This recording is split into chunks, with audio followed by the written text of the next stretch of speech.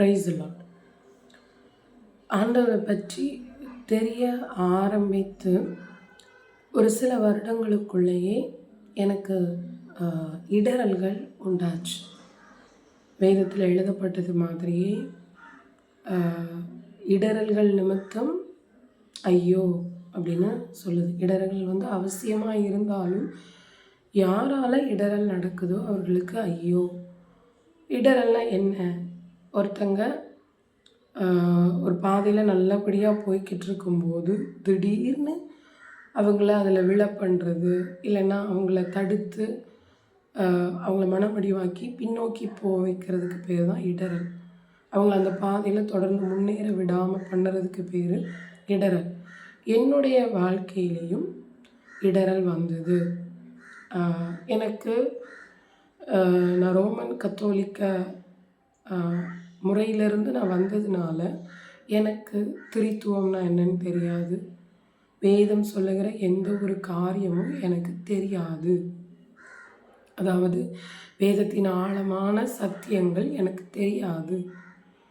என்னை யாரும் அப்படி ஆழமான சத்தியத்திற்குள்ளே நடத்தவும் இல்லை. நான் ஆண்டவரை ஏற்றுக்கொண்டு அவர் மேலே உள்ள அன்பில் வளர்ந்து கொண்டிருந்த நாட்களில் வேதத்தின்படி ஞானம்னு சொல்லுகிறது என்னென்னா எனக்கு தெரியாது. புத்தி அறிவு ரொம்பலாம் எனக்குள்ளே கிடையாது. நான் ரொம்ப வெகுளியாக எல்லார்கிட்டையும் பழகுவேன். ஒருத்தங்க பேசும்போது அவங்கக்கிட்ட உண்மையாக எல்லாத்தையுமே நான் பேசுவேன். ஒருத்தங்க என்கிட்ட பழகும்போது என்னால் ஒளிவு மறைவு வச்சு எனக்கு பழக தெரியாது. இது என்னோடய கேரக்டராக இருந்தது. இது என்ன ஆச்சு அப்படின்னா, என்னோடய சுபாவம் இப்படி இருந்ததுனால யார் என்கிட்ட பழகினாலும் ஃப்ரீயாக அவங்கக்கிட்ட நான் எல்லாமே ஃப்ரீயாக பேசுவேன். ஸோ நான் இப்படி இருந்ததுனால நான் தனியாக ஒரு வீட்டில் வாழுகிற வரைக்கும், தனியானா சபையை சார்ந்த விசுவாசிகளோடு ஐக்கியப்படாத வரைக்கும் என்னோடய தனிப்பட்ட ஆவிக்குரிய வாழ்க்கையில் எந்த ஒரு பிரச்சனையும் வரவே இல்லை.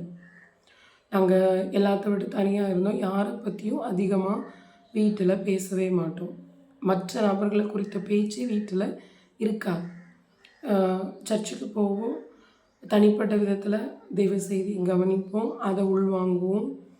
அதுக்கப்புறம் அதிகமாக வீட்டில் பேசுகிறது ஆண்டவரை பற்றி பேசிக்கிட்டு இருப்போம். இப்படி தான் எங்களுடைய வாழ்க்கை, ரட்சிப்பின் ஆரம்பம், எங்களுடைய குடும்ப வாழ்க்கை ரொம்ப ஆண்டவருக்குள்ளே நல்லபடியாக போய்கொண்டு இருந்தது. ஒரு நாளும் குடும்ப ஜெபம் தவறாது. கர்த்தரும் நாங்களும் எப்படி ஆதாமும் ஏவாளும் கர்த்தருமா இருந்தாங்களோ அப்படி தான் எங்களுடைய வாழ்க்கை இருந்துச்சு. விசுவாசிகளோடு ஐக்கியப்பட ஆரம்பித்தோம். எங்கள் சபையோட விசுவாசிகளோடைய ஐக்கியப்பட ஆரம்பிக்கும்போது எல்லோரும் நம்மளை போல தானே இருப்பாங்க அப்படின்னு சொல்லிட்டு ஃப்ரீயாக பழகும்போது தான் அநேக துரோகங்கள் சந்திக்க வேண்டியதாகிருச்சு. உண்மையாக பழகும்போது நம்மளுடைய வார்த்தைகளை எடுத்து நம்மளுக்கு அகெயின்ஸ்டாகவே திருப்பின காரியங்கள் அதெல்லாம் ஃபஸ்ட்டு டைம் நான் பார்த்தேன். எனக்கு ரொம்ப ஒரு மாதிரி ஆயிடுச்சு. நம்ம என்னவோ நினச்சி நம்ம பழகணுமே, ஆனால் இப்படி இருந்திருக்காங்களே. நல்ல ஜெபம் பண்ணுவாங்க, சபைக்கு போவாங்க, ஆனால் அவர்களுடைய சுபாவம் இவ்வளோ கேடுள்ளதாக இருந்திருக்கே அப்படிங்கும்போது இதுதான் ஃபஸ்ட்டு எனக்கு நடந்த இடறல். ரொம்ப மோசமான ஒரு விஷயம் என்னென்னா, ஆண்களுக்குள்ளேயும் அப்படிப்பட்ட சுபாவம் இருந்ததை நான் பார்த்தேன். அதாவது ஒரு இடத்துல ஒரு விஷயம் பேசப்படுது, அதை சம்மந்தப்பட்ட நபர்களுக்கிட்ட போய் சொல்லி அதை என் மேலே அப்படியே திருப்பி இவ தான் இதை பண்ணுனா அப்படின்னு சொல்லிட்டு பிரதானமான நபர்கள் வரைக்கும் கொண்டு போய் என்ன அந்த காரியத்தை குறித்து யாரும் என்கிட்ட விசாரிக்கலை. சம்மந்தப்பட்ட சகோதரி என்கிட்ட கேட்டாங்க, இப்படி பேசப்பட்டதா, இப்படி நடந்ததா அப்படிங்கும்போது நான் எல்லார் முன்னாடியும் தான் ஆமாம் அப்படின்னு சொல்லிட்டு நான் போயிருக்கேன். நான் ஹிப்போக்ரட் பண்ணலை, போட்டு கொடுக்கலை, எதுவுமே பண்ணலை, துரோகம் பண்ணலை. அவங்க சம்மந்தப்பட்ட நபர் இந்த காரியம் பேசப்பட்டதான்னு பேசின நபரையும் வைத்து கொண்டு என்னை கேட்கும்போது ஆமாம் இந்த காரியங்கள் பேசப்பட்டது அப்படின்னு நான் சொல்லியிருக்கேன். இதுதான் என்னுடைய வாழ்க்கையில் என்ன இடர பண்ணின காரியங்கள். அதனால் நான் இதை இவ்வளோ எக்ஸ்பிளைன் பண்ணி சொல்கிறேன். இது என்ன ஆச்சு அப்படின்னா, சபைக்குள்ளே கொண்டு போகப்பட்டது. பிரதானமான நபர் இதை விசாரிக்காமல் என்னை என்ன சொல்லிட்டாங்க அப்படின்னா, இவளும் பரலோகம் போக மாட்டா, அவளும் பரலோகம் போக மாட்டா. இந்த வார்த்தை பலிபீடத்திலிருந்து என்னை நோக்கி வந்துச்சு. இந்த வார்த்தை என்னை என்ன பண்ணிருச்சு அப்படின்னா, டோட்டலாக ஏசப்பா மேலே இருந்த விசுவாசத்தை உடைச்சிருச்சு. அந்த வார்த்தையை நான் கவனிக்கும் போதே நான் அழுது கொண்டே இருந்தேன். ஆண்டவரே, பரலோகத்துக்கு போகிறதுக்கு தானே நான் சபைக்கு வந்தேன். ஏன்னா என்னுடைய வாழ்க்கையில் ஒவ்வொருத்தரும் ஒவ்வொரு மாதிரி கடவுளை ருசிச்சிருப்பாங்க. ஆனால் நான் நரகத்துக்கு ரொம்ப பயப்படுற ஆள். நரகம் மட்டும் வேண்டாம் ஆண்டவரே, எப்படியாவது என்னை அடித்து உடச்சி பரலோகத்துக்கு கொண்டு போயிருங்க அப்படின்னு தான் என்னோடய பிரதானமான ஜெபமாக இருக்கும். பரலோகத்துக்கு வந்துடணும், பரலோகத்துக்கு வந்துடணும். ஆண்டவர் என்ன அநேக காரியங்களை எச்சரிக்கிறது என்னென்னா, நீ ஜெபிக்காமல் இருந்தீங்கன்னா நீ நரகத்துக்கு போயிடுவேன். ஸோ என்ன என் தேவன் அப்படி தான் நடத்துனாங்க. அப்படி நடத்தி கொண்டு இருக்கும்போது இந்த வார்த்தை, ஊழியக்காரர்களுடைய வார்த்தை ஒரு விசுவாசியை கட்டும் இடித்தும் போடும். அப்போ இந்த வார்த்தை பலிபீடத்திலேருந்து வரும்போது, இவளும் பரலோகம் போக மாட்டா, அவளும் பரலோகம் போக மாட்டா அப்படின்னு சொல்லும்போது எல்லாமே எனக்குள்ள என்னுடைய ஆவிக்குரிய வாழ்க்கை டோட்டல் 0 ஆகிடுச்சு. இடிக்கப்பட்டு போயிடுச்சு. நம்ம என்ன பண்ணணும், எதனால் இந்த வார்த்தையை சொன்னாங்க, இது எனக்குள்ளே இருந்தது. என்னால் ஆண்டவர்கிட்ட விடுதலையாக போய் ஜெபிக்க முடியல. அப்போது என்ன ஆயிடுச்சுன்னா, நான் ஆண்டவரையே மனசுக்குள்ளே நம்ப முடியாத ஒரு நிலைமைக்கு தள்ளப்பட்டுட்டேன்.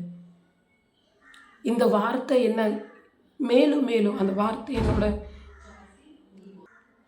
இந்த வார்த்தை தொடர்ந்து என்னுடைய ஆழ்மனதில் வந்து வந்து வந்து என்னை விசுவாசத்தை விட்டு தூக்கி போட்டுருச்சு.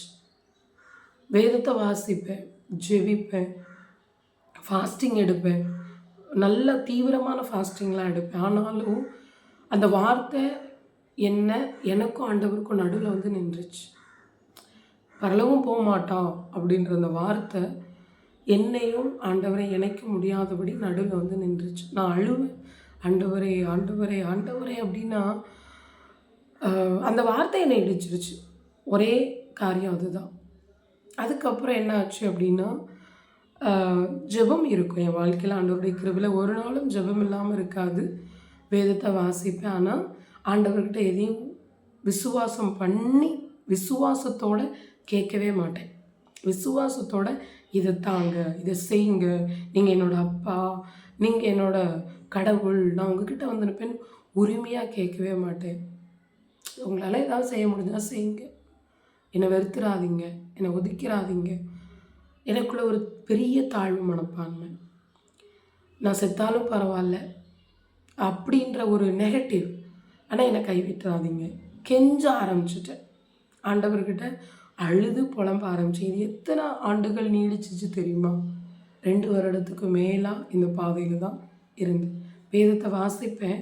அந்த வார்த்தைகள் எனக்குள்ளே கிரியை செய்ய முடியாதபடி ஒரு பிரிவு. இது ஆண்டவர் எப்படி சரி செஞ்சார் அப்படின்னா,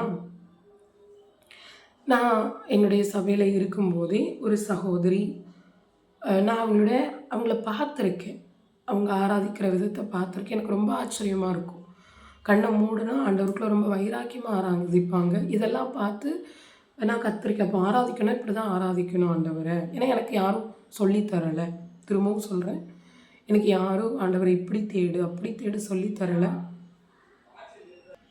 ஸோ ஆண்டவரை எனக்கு மனிதர்களை காண்பிக்க ஆரம்பித்தார்.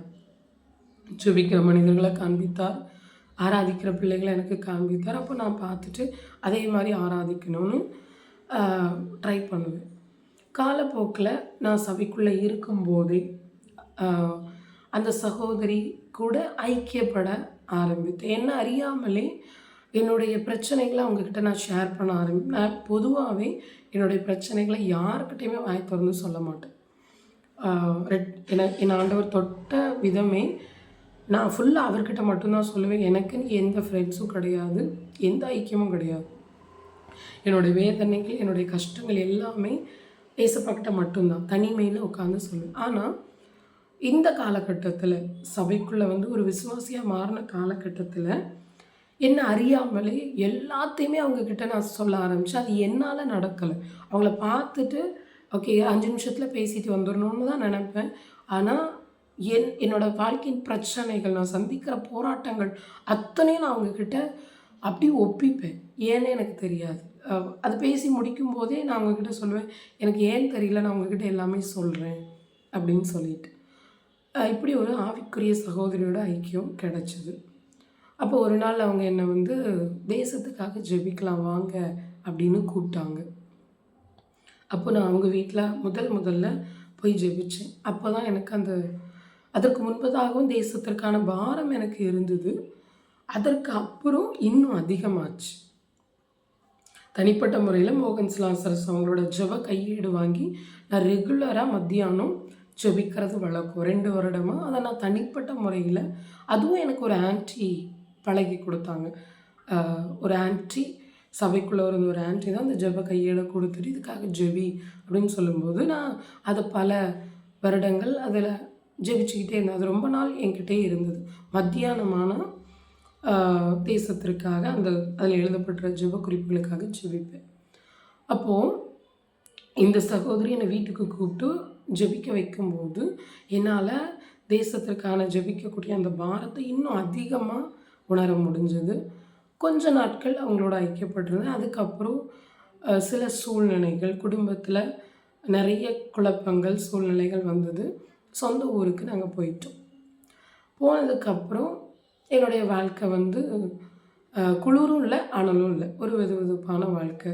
ஜெபம் பண்ணுவேன், பைபிள் வாசிப்பேன். ஆனால் ஆண்டவருக்குள்ள 100% டெடிக்கேட்டட் லைஃப்லாம் கிடையாது. ஏனோ தானோ, அவ்வளோதான், ஏனோ தானோன்னு தான் இருந்தேன். அதற்கு நடுவில் ஏனோ தானோ வாழ்க்கை பின்மாற்றமும் நடந்தது. பின்மாற்றம் அப்படின்னா சினிமா பார்க்க ஆரம்பிச்சது, உலக பிரகாரமாக வாழ ஆரம்பிச்சது. இது எல்லாமே நடந்துச்சு. அந்த பீரியட்லேயே ஜெபம் இருக்கும், வேதத்தை வாசிப்பேன். ஆனாலும் இந்த பின்மாற்ற வாழ்க்கை இருந்தது. ஒரு உலக வாழ்க்கைக்குள்ளே போயாச்சு. சினிமா பார்க்க ஆரம்பிச்சது எல்லாமே. அந்த ஃப்ரெண்ட்ஸு, ஐக்கியம், ஜாலியாக இருக்கிறது, ஸ்பிரிச்சுவல் லைஃப்லேருந்து டோட்டலாக வெளியே வந்தாச்சு. அந்த ஆண்டவரோடு இருந்த ஐக்கியத்தை விட்டாச்சு. ஆண்டவரோடு இருந்த அந்த டீப் கனெக்ஷன் விட்டாச்சு. தேசத்துக்காக ஜெபிக்க மாட்டேன். ஆனால் பாரமாக இருக்கும். ஏதாவது நியூஸ் பார்க்கும்போது ரொம்ப கஷ்டமாக இருக்கும். ஆனால் ரொம்ப டீப்பாலாம் அந்த ப்ரேயரில் போய் இல்லை.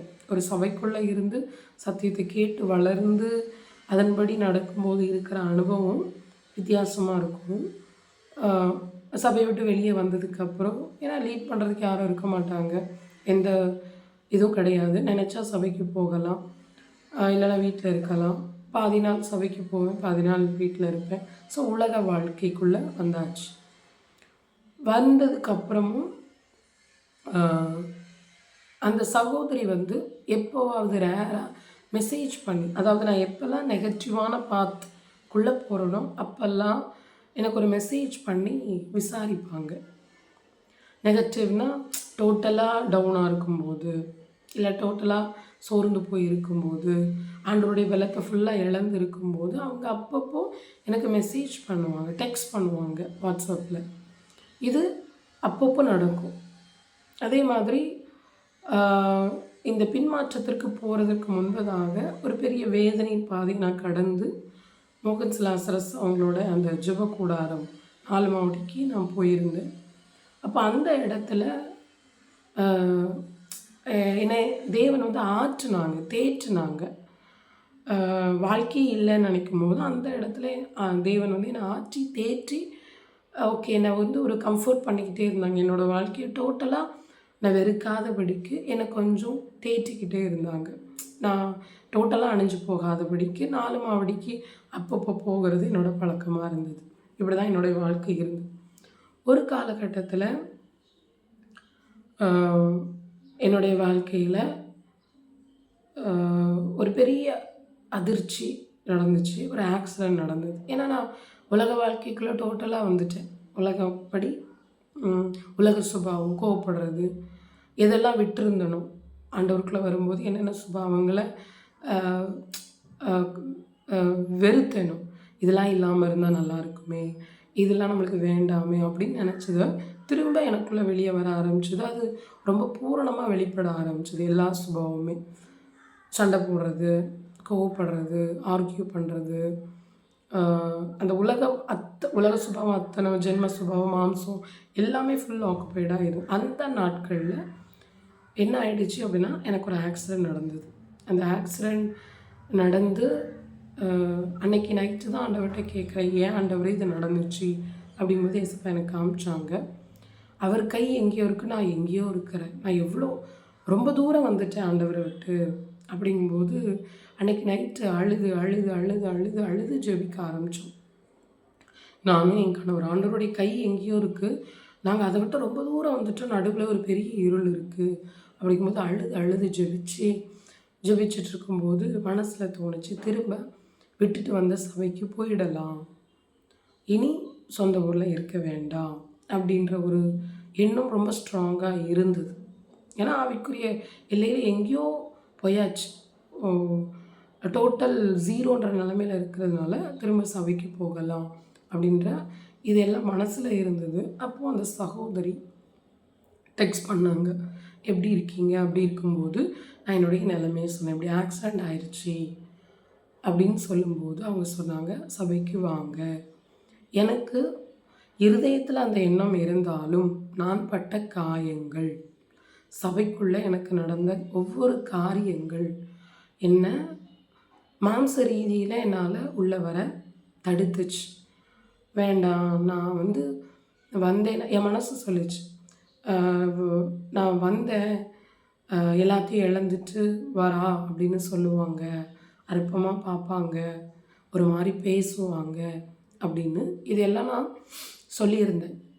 இப்படிலாம் ஒரு மாதிரி பார்ப்பாங்களே அப்படின்னு சொல்லும்போது அந்த சகோதரி எனக்கு சொன்னது, நீங்கள் ஆண்டவரை பார்த்து வாங்க அப்படின்னு ஒரு வார்த்தையை சொல்லியிருந்தாங்க. சென்னைக்கு வந்தாச்சு. சென்னைக்கு சபைக்கு போகணும்னு ரெடி ஆகும்போது உண்மையாக சொல்லணும்னா அந்த நேரத்தில் ஆண்டவரை பார்க்குற அளவுக்கு நான் ஸ்ட்ரென்த் அண்ட் வெசல் கிடையாது. அதாவது மனிதர்கள் செய்கிற புறக்கணிப்பை தாண்டி ஆண்டவரை மட்டுமே பார்க்குற அளவுக்கு நான் ஸ்ட்ரென்த் ஆகலை. ஆனால் இந்த சகோதரியை நான் அடிக்கடி விசாரிச்சுக்கிட்டு இருந்தாங்க. அவங்கக்கிட்ட ஆனால் என்னோடய காரியங்கள் எல்லாமே அவங்களுக்கு தெரியுன்றதுனால என்னை அவங்க நெகட்டிவாக பார்க்கலை, என்னை அற்பமாக பார்க்கலை. சபையை விட்டு போயிட்டாங்க, இவங்க பாவத்தில் விழுந்திருப்பாங்க, இவங்க அந்த நெகட்டிவ் அவங்க சேட் பண்ணும்போதும் அவங்க எங்கிட்ட பேசும்போதும் அவங்கக்கிட்டேருந்து ஒரு நெகட்டிவ் பார்வை கூட நான் பார்க்கலை. அது எனக்கு என்ன பண்ணுச்சுன்னா, அவங்க மேலே எனக்கு ஒரு பெரிய கான்ஃபிடென்ட்டை க்ரியேட் பண்ணிச்சு. ஓகே, எல்லாரும் வேண்டான்னு சொன்னால் கூட, எல்லாரும் நம்மளை ஒரு மாதிரி பேசினா கூட, போனியா கஷ்டப்பட்டு வந்தியான்னு நம்மளை நக்கல் பண்ணால் கூட இவங்க இருக்காங்களே, நம்மளை சபைக்கு வான்னு கூப்பிட்றதுக்கு இவங்க இருக்காங்களே, இந்த மனநிலைமையில தான் நான் சபைக்குள்ளே போனேன். போய் கர்த்தருடைய கிருபையில் போய் கொஞ்ச நாளையில் என்ன ஆயிடுச்சு அப்படின்னா, லாக்டவுன் வந்துருச்சு. 2019 நான் 2019 கடைசியில் தான் வந்தேன். 2019 கடைசியில் அக்டோபர் இருக்கும்னு நினைக்கிறேன், எனக்கு சரியாக ஞாபகம் இல்லை. கடைசியில் நான் சபைக்கு கொஞ்ச நாட்களுக்குள்ளே லாக்டவுன் நடந்துச்சு. லாக்டவுன் போட்டாங்க, கொரோனா. அப்போ இந்த சகோதரியோட ஐக்கியம் இருந்துச்சு. எனக்கு பழைய ஞாபகங்கள் வந்துச்சு. அவங்க வீட்டுக்கு போய் ஜெபிக்கும்போது நம்மளால் அந்த பாரத்தை அதிகமாக உணர முடிஞ்சுதே, நம்மளால் நல்லா ஜெபிக்க முடிஞ்சுதே, திரும்பவும் அதே மாதிரி ஒரு வாய்ப்பு கிடைச்சா நல்லா இருக்குமே அப்படின்னு சொல்லிட்டு அந்த சகோதரிக்கிட்ட நானே கேட்டேன். அப்போ கேட்கும்போது சுச்சுவேஷன் லாக்டவுன் காலங்கள், எல்லோரும் வீட்டில் இருந்து வேலை செய்ய வேண்டிய ஒரு சூழ்நிலை. அப்படி இருக்கும்போது அந்த சிஸ்டர் அந்த யதார்த்தத்தை எனக்கு சொன்னாங்க. அதுக்கப்புறம் ஆன்லைனில் கூடி ஜெபிக்க ஆரம்பித்தோம். நான் எனக்காக தான் அந்த சகோதரி அப்ரோச் பண்ணேன். நான் ஒன்றும் பரந்த விரிந்த இருதயத்தோடு அப்ரோச் பண்ணலை. எனக்காக, என்னுடைய ஆவிக்குரிய வளர்ச்சிக்காக. ஏன்னா நான் 0ல் இருக்கேன். என்னால் என்னோடய சொந்த முயற்சியினால் மேலே வர முடியல. ஏன்னா நான் பட்ட காயங்கள், வேதனைகள், நான் ஜெபத்துக்கு போனாலே ரொம்ப அழுதுகிட்டே இருப்பேன். ஆண்டவர்கிட்ட அதை தாண்டி எதையுமே என்னால் கேட்க முடியாத ஒரு நிலைமையில இருந்தேன். என்னோடய தோல்வி என்னை அந்தளவுக்கு வேதனைப்படுத்துச்சு. அப்போது அவங்களோட இணைந்து எனக்காக ஜெபிப்பதற்கு தான் அவங்கள நான் கேட்டுக்கொண்டேன். அதே மாதிரி அவங்க எனக்காக பிரயாசப்பட்டாங்க. பிரயாசப்பட்டு என்னோடய வீக்னஸ் எல்லாத்தையுமே எப்படி பழைய நாட்களில் என்ன அறியாமலே அவங்கக்கிட்ட நான் எல்லாத்தையும் ஒப்பிப்பேனோ, அதே மாதிரி எனக்கு என்ன தோணுதோ, நான் என்ன ஃபீல் பண்ணுறனோ, என்ன போராட்டத்துக்கு போகிறேன் எல்லாத்தையுமே அவங்கக்கிட்ட சொல்லி சொல்லி ஜெப உதவி வாங்கிக்கிட்டே இருந்தேன். என்ன சொன்னாலும் அதற்கு சளைக்காமல் ஜெபிப்பாங்க. சளைக்காமல் ஜெபிப்பாங்க. இப்படி அநேக மாதங்கள், அநேக வருடங்கள் போச்சு. எனக்கு ஒரு குறை இருக்கா சிஸ்டர், எனக்கு இப்படி இருக்குது, ஜெபிங்க. உடனே ஜெபிப்பாங்க. என்னோடய ஆவிக்குரிய ரீதியில் அவங்க எனக்கு அதிகமான விலைக்கிரயம் கொடுத்தாங்க. அதிக நேரத்தை ஸ்பெண்ட் பண்ணாங்க. என்னோடய டவுட்டை கிளியர் பண்ணுறதுக்கு அவ்வளோ டைம் எடுத்துப்பாங்க. அப்படி அநேக நேரங்கள் எனக்காக செலவிட்டாங்க, என்னோடய ஆவிக்குரிய வாழ்க்கைக்காக. இது ரொம்ப டீப்பாக சொல்லணுன்னா நேரங்களே பத்தாது. உண்மையாக சொல்லணுன்னா அதை ரொம்ப டீப்பாக சொல்லணுன்னா நேரங்களே பத்தாது. ஒரு சின்ன சுருக்கமாக நான் சொல்கிறேன். முதலாவது எனக்காக ஜெபிக்க ஆரம்பித்தாங்க. முதல்ல நான் பெற்ற நன்மை என்னென்னா, என்னுடைய விசுவாச வீழ்ச்சி. ஆண்டவரை நம்புகிறேன், ஆனால் விசுவாசமாக எதுவுமே கேட்க முடியல. வாக்குத்தத்தத்தை விசுவாசிக்க முடியல. ஸோ இந்த காரியங்களுக்காக தொடர்ந்து நான் அவங்கக்கிட்ட ஜெப உதவி வாங்கினேன். அவங்களும் தொடர்ந்து எனக்காக ஜெபிச்சாங்க. ஆண்டவர் அந்த காரியத்தில் என்ன பண்ண ஆரம்பித்தார்னா, தூக்கி தூக்கி தூக்கி எடுக்க ஆரம்பித்தேன், ஸ்ட்ரென்தன் பண்ண ஆரம்பித்தேன். அதில் ஒரு குறிப்பிட்ட மாதங்களுக்குள்ளேயே ஒரு விசுவாசத்தை என்னால் பார்க்க முடிந்தது.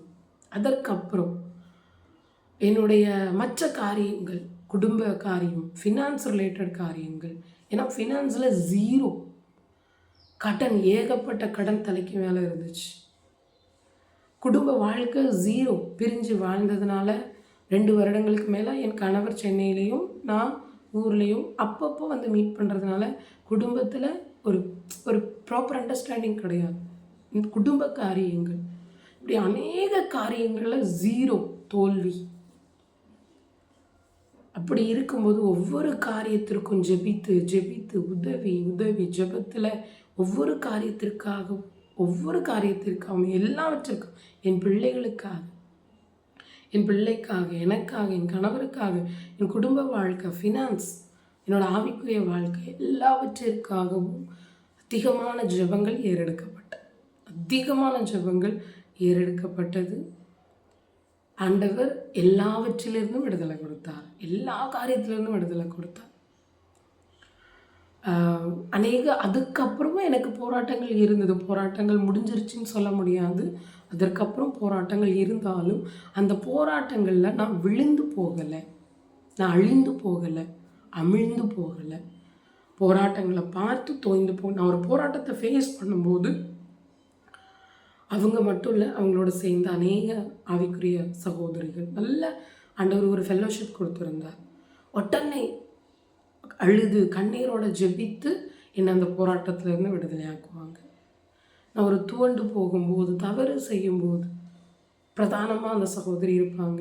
பின்பதாக அநேக சகோதரிகளுடைய உதவிகளோடு என்னை ஜெபித்து என்னை அந்த இடத்துலேருந்து தூக்கி எடுத்துருவாங்க. என்னுடைய கடன்கள் மாறிச்சு. அதிகமாக வேதனைப்பட்டது கடன். ஹவுஸ் லோன் போட்டு 5 lakhs எங்கள் மேலே இருந்துச்சு கடன். லாக்டவுன் நாட்களில் வேலையே கிடையாது. ஆனால் அந்த கடனை அடைக்க ஆண்டவர் கிரேஸ் செய்தார். அதே மாதிரி என் வாழ்க்கையில் ஒரு பெரிய உயர்வை ஆண்டவர் அந்த ஜெபத்தின் மூலமாக கொடுத்தார். என்னோடய குவாலிஃபிகேஷன், என்னோடய படிப்பு பார்த்திங்கன்னா பிஏ இங்கிலீஷ் பிஎட் 8th வரைக்கும் நான் எடுக்கலாம், இல்லை 10th வரைக்கும் எடுக்கலாம். 11th 12thலாம் நான் எடுக்கிறதுக்கு குவாலிஃபைட் கிடையாது. ஆனால் அந்த லாக்டவுன் நாட்களில் எந்த ஸ்கூலில் என்னை இன்டர்வியூவில் எடுக்கும்போது என்னை வேண்டான்னு ரிஜெக்ட் பண்ணாங்களோ அதே ஸ்கூலில் ஆண்டவர் என்னை கொண்டு போனார். எனக்கு அங்கேயே ஒரு ஜெயத்தை கொடுத்தாரு. இன்டர்வியூக்கு என்னை கூப்பிட்டாங்க. என்னோடய மார்க் ஷீட் பார்த்துட்டு நீங்கள் 12th ஹேண்டில் பண்ணணும்னு சொன்னாங்க. அப்போ நான் கேட்டேன், அந்த அந்த ஜெபத்திலே அவங்கக்கிட்ட நான் கேட்டேன், எனக்கு இப்படி சொல்கிறாங்களே நான் என்ன பண்ணும்போது அந்த ஜெபத்திலே எனக்கு ஒரு என்கரேஜ்மெண்ட் கிடச்சிது. ஆண்டவர் நம்மளால முடியாதது தான் நம்மளை கொண்டே செய்ய வைப்பார், நீ ஒத்துக்கோ அந்த வேலைக்கு அப்படின்னு சொன்னாங்க.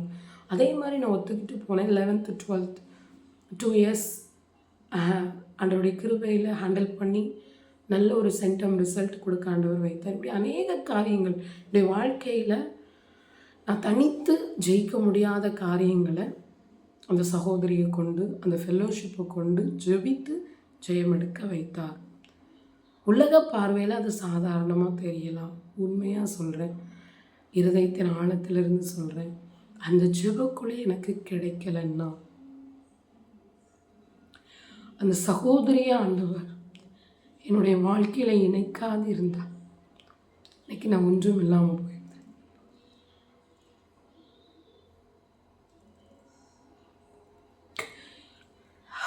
ஏன்னா எனக்கு தோல்வியோட ஆழம் தெரியும், வெறுமையின் ஆழம் எனக்கு தெரியும். மரணத்தின் விளிம்பு வரைக்கும் நான் பார்த்தேன். அந்த நிலைமையில இருந்த என்னதான் ஆண்டவர் அவருடைய பிள்ளைகளை கொண்டு என்னை மீட்டெடுத்தார்.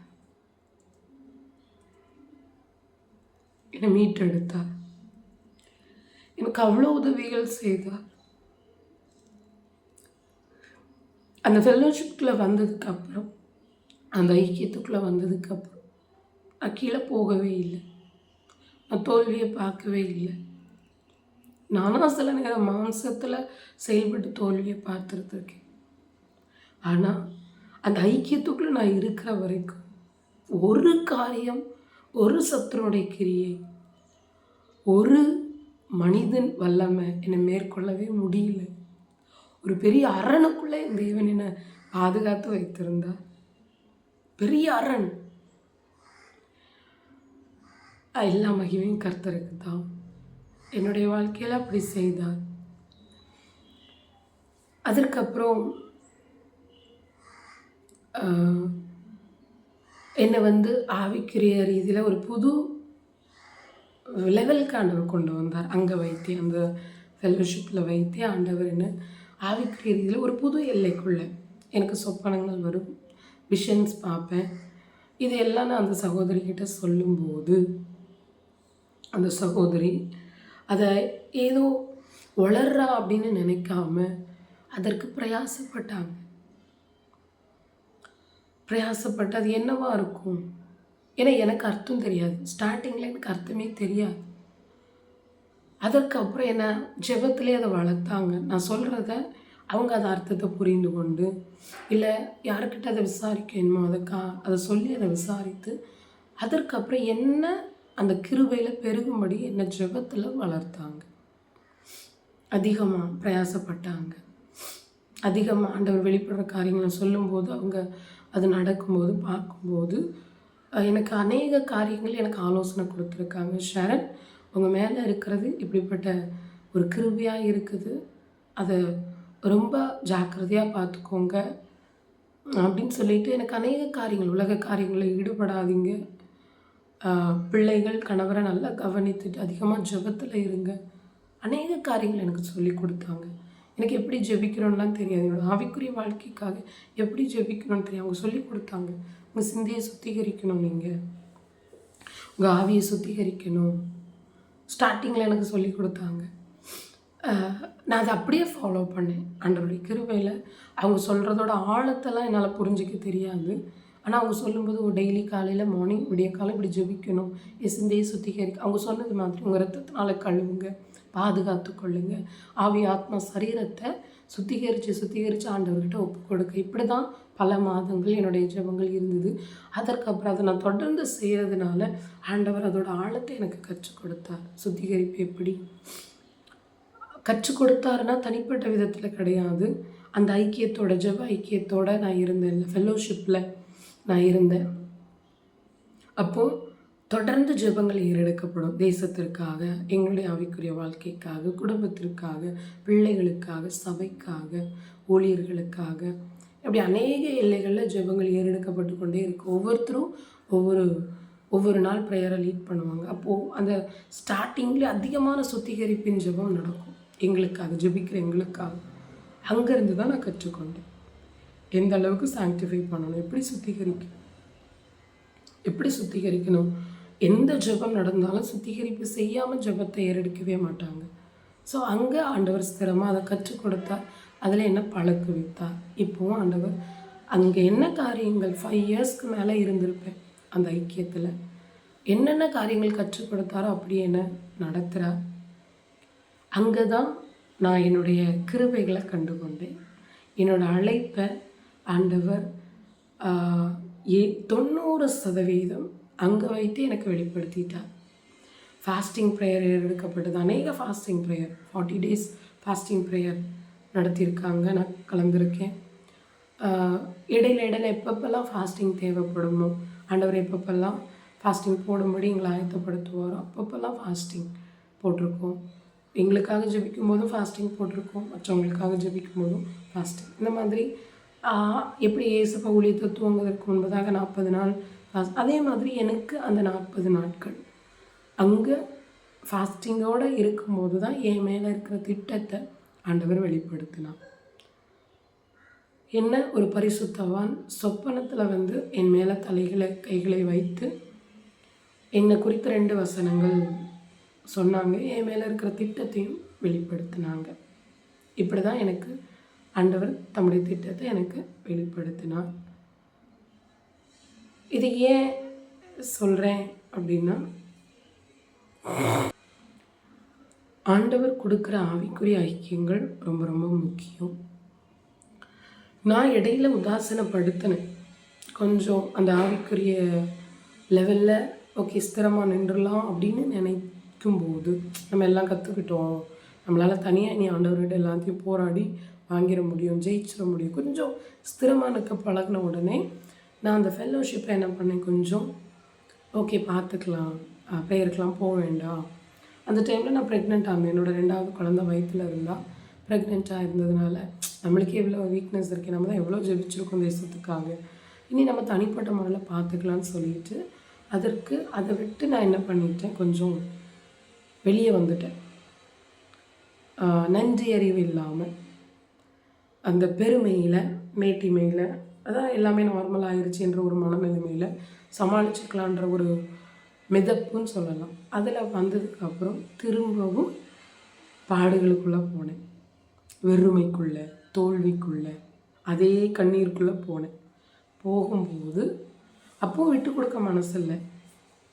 திரும்ப போயிட்டு அந்த கேப் விட்டதுனால திரும்ப வரதுக்கே மனசில்லை. டோட்டலாக விலகினதுனால திரும்ப போயிட்டு என்ன பண்ண ஐக்கியம் வைக்கிறதுக்கு மனசே இல்லை. எப்படி போகிறது அப்படின்னு சொல்லிட்டு அப்போது அந்த போராட்டத்துக்குள்ளே போகும்போது அந்த உணர்வு வந்துச்சு. உணர்வு வந்தது. அந்த உணர்வு வர்றதுக்கும் நான் காரணம் கிடையாது. பின்னாடி எனக்கு ஜெபங்கள் அதே சகோதரி தன்னுடைய அந்த சகோதரிகளை வைத்துக்கொண்டு எனக்காக ஜெபிச்சிருக்காங்க. ஸோ கர்த்தர் எப்படி ஒருத்தவங்களுடைய வாழ்க்கையை முன்னேற்றுவதற்கு, ஒருத்தவங்க வாழ்க்கையை மீட்டெடுப்பதற்கு தம்முடைய பிள்ளைகளை எந்த அளவுக்கு விலைக்கரையும் கொடுக்க வைக்கிறார்.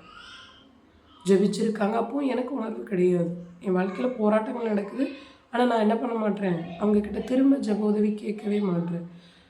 இதற்கு முன்பதாக சின்ன சின்ன காரியத்துக்கு ஜெப உதவி கேட்டேன்னா, இவ்வளோ பெரிய போராட்டத்தில் போகிறேன், குழந்தை வயிற்றில் இருக்குது, ஹாஸ்பிட்டலே 1 மாதத்திற்கு மேலே அட்மிட் ஆக வேண்டிய நிலைமை, நிறைய காம்ப்ளிகேஷன் இருக்குது.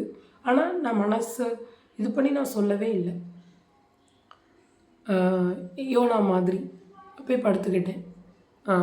பரவாயில்ல, செத்தா வேணால் செத்துட்டு போகலாம் அப்படின்ற மாதிரி போகமாட்டேன் அப்படின்ற ஒரு வைராக்கியமாக, இல்லை அது என்னன்னு தெரியல, போக வேண்டாம் பார்த்துக்கலாம் அப்படின்ற மாதிரி. அதான் வெளியே வந்தாச்சு, திரும்ப என்ன அப்படின்ற ஒரு மனநிலைமை இருந்தாச்சு. ஆனால் ஆண்டவர் விடலை. அவங்களையும் எனக்காக ஜெபிக்க வச்சுருக்காங்க. எனக்கு ஆண்டவர் அதுக்கப்புறம் சொப்பனத்தில் காண்பித்தார். நீ எவ்வளோ பெரிய ஆபத்தில் இருக்கிறப்பா, நான் யாரை விற்று உன்னை காப்பாற்றுறேன்னு பாரு அப்படிங்கும்போது 2 சகோதரிகள் ஆண்டவர் எனக்கு சொப்பனத்தில் காண்பித்து நான் புரிஞ்சுக்கிட்டேன். அதற்கப்புறம் திரும்ப நான் என்னை தாழ்த்தி அவங்கக்கிட்ட போய் திரும்ப எப்படி பழையபடி அதே மாதிரி என்னுடைய பிரச்சனைகள் போராட்டங்கள் எல்லாத்தையும் ஷேர் பண்ணி ஒரு ஸ்திரத்தன்மைக்குள்ளே ஆண்டவர் என்னை கொண்டு வந்தார். நான் எந்த அளவுக்கு மதியீனத்தில் இருந்திருக்கேன் அப்படின்றத என்னையே உணர வச்சு என்னை ஒப்பு கொடுக்க வச்சு தனிப்பட்ட விதத்தில் நான் பண்ண தப்புகளெல்லாம் எனக்கு முன்னாடி காண்பித்து என்னை மாற்றினார். அந்த சுபாவம் மேலோங்காதபடி என்னை மாற்றினார். எனக்குள்ளே இருக்கிற அந்த கெட்ட காரியம் முற்றிலும் என்னை விட்டு நீங்கும்படி உதவி செய்து திரும்பவும் அதே சகோதரியோட நல்ல ஒரு ஐக்கியத்தை கொடுத்து தேவனுடைய வேலை வரும்போது அந்த ஃபெல்லோஷிப்பை விட்டு தேவனே என்னை வெளியே கொண்டு வந்துட்டாங்க. ஆனால் அங்கே இருந்த வரைக்கும் கர்த்தர் என்னை நல்லபடியாக அந்த சகோதரியை கொண்டு உருவாக்குனாங்க. ஒவ்வொருத்தருடைய வாழ்க்கையிலையுமே அப்படி நபர்கள் கண்டிப்பாக இருப்பாங்க. என்னுடைய வாழ்க்கையில் கர்த்தர் எனக்கு அடையாளம் காண்பித்து செய்து முடித்து என்னை இப்போ கர்த்தருடைய கிருபையில் ஆண்டவரை விட்டு பின்வாங்க முடியாத ஒரு மனநிலைமைக்கு கொண்டு வந்து அதற்கப்புறம் தான் அந்த ஐக்கியத்தை விட்டு ஆண்டவர் என்னை வெளியே கொண்டு வந்தார். இடையிலே வெளியே கொண்டு வரலை. கர்த்தர் என்னை எல்லா விதத்துலேயும் செக் பண்ணி என்னுடைய காரியங்கள் என்னுடைய மதியீனங்கள்லாம் ரொம்ப அதிகமாக இருக்கும். கொஞ்சம் நெஞ்செல்லாம் பண்ண மாட்டேன், அதிகமாக பண்ணுவேன். எல்லாத்தையுமே கரெக்ஷன் பண்ண ரொம்ப கரெக்ஷன் பண்ணாங்க என்ன. அதுக்காக நான் பர்ஃபெக்ட் ஆகிட்டு அப்படி சொல்லலை. என்னை அந்த இடத்துல வச்சு ரொம்ப என்னை உருவாக்குனாங்க. அவருடைய அன்பின் நிமித்தம் அவங்க எனக்கு அதிக பிரயாசப்பட்டு என்னை ஒவ்வொரு காரியத்தையும் நான் ரொம்ப முரட்டாட்டம் பண்ணுவேன், கீழ்ப்படியெல்லாம் மாட்டேன். ஆனால் நேரத்தை பயன்படுத்தி அவங்க எனக்காக ரொம்ப ஃப்ளெக்சிபிள் ஆனாங்க. தன்னுடைய அவங்கவுங்களுக்குன்னு ஒரு ஸ்டாண்டர்ட் இருக்கும்ல, ஆனால் அது எல்லாத்தையும் விட்டு இறங்கி எனக்காக அநேக காரியங்கள் உபாயங்கள் செய்து இன்றைக்கி கர்த்தருடைய கிருபையில் போராட்டங்கள் பிரச்சனைகள் இருந்தாலும் கர்த்தருக்குள்ளே ஒரு ஸ்திரத்தன்மைக்குள்ளே என்னை கொண்டு வந்துட்டாங்க. கர்த்தர் பெரிய காரியங்களை என்னுடைய வாழ்க்கையில் செய்தார், இனியும் செய்வார். எப்படி பேதுரு ஆண்டவர் கூட 2 வருடம் இருந்தார். இருக்கும்போது ஆண்டவர் கூடவே இருக்கும்போது அநேக காரியங்களை கற்றிருந்தார். 2 வருடம் தான் இருந்திருப்பார் எனக்கு தெரிஞ்ச வரைக்கும். ஆனால் பரிசுத்த ஆவியுடைய பலத்தை பெற்றதுக்கு அப்புறம் பல வருடங்கள் ஊழியம் செஞ்சார், மறுதளித்தார். ஏசப்பா கூடவே இருக்கும்போது மறுதளித்தார். ஆனால் அதற்கப்புறம் பேதுரு மறுதளிக்கலை, தன்னுடைய ஜீவனை ஆண்டவருக்காக விட்டு கொடுத்துட்டார். என்னையும் ஆண்டவர் பல வருடங்கள் அந்த சகோதரியோட இணைத்து வைத்து என்னை உருவாக்குனாங்க. நான் விசுவசிக்கிறேன். இன்னொன்று என்ன அப்படின்னா, அவங்க போன பாதைகள்லாம் என்னை ரொம்ப மிரள வைக்கும். எப்படி இந்த சிஸ்டர் இப்படிலாம் நடந்துக்கிட்டாங்க, எப்படி கனி கொடுத்தாங்க, அது என்ன வாஞ்சிக்க வச்சது. நானும் அப்படி இருக்கணும் ஆண்டவரே.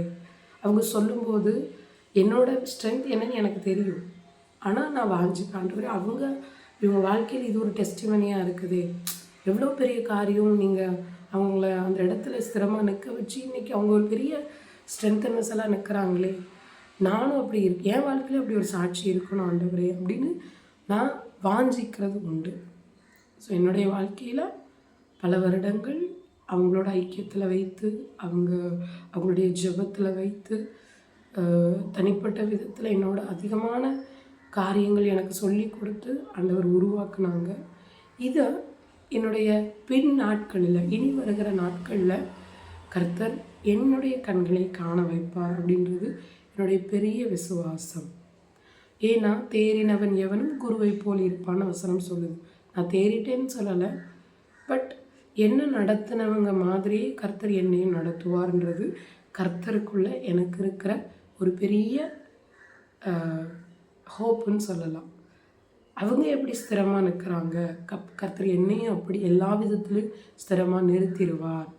எப்படி ஏசப்பா சீஷர்களை நடத்தி அவங்க லாஸ்ட் வரைக்கும் ஸ்திரமாக நின்று இறந்தாங்களோ, என்னையும் அப்படித்தான் தேவன் நடத்துவார். இதில் எனக்கு மாற்று கருத்தே கிடையாது.